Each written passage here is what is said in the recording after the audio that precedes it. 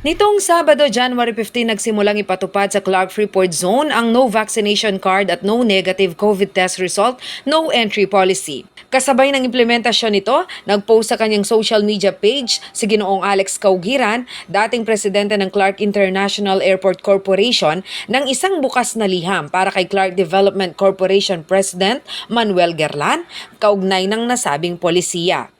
Pinuna ng dating SIAC official ang checking ng vaccination card at COVID test result sa Clark Gates na nagdudulot umano ng matinding trapiko sa Freeport Zone at kalapit na komunidad. Kung ganito aniya ang magiging sistema araw-araw ay malaking oras ang mawawala sa mga tao at mga locator.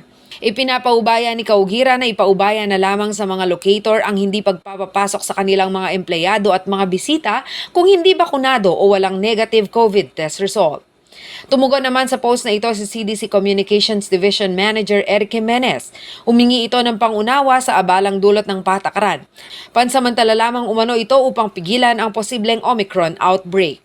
Samantala, pinaninindigan naman umano ni Caugiran ang panawagan na sa halip na no entry sa Clark Zone ay gawin itong no entry sa mga establisimento at lugar pagawaan. Sa pagdaan ng CLTV News sa main gate ng Clark Freeport, makikita naman na hindi naman lahat ng dumadaan ay hinaharang para suriin ang mga dokumento. Jenna Lumbang Parungaw, CLTV News.